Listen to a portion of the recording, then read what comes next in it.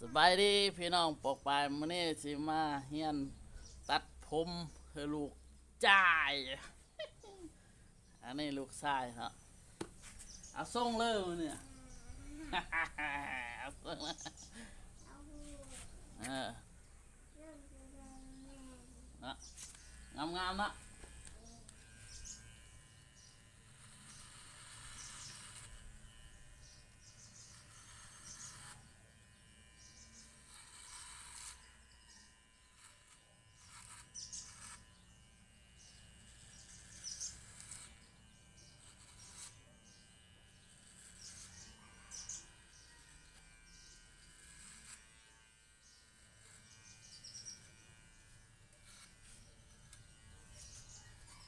สีเดเศร้าเนาะ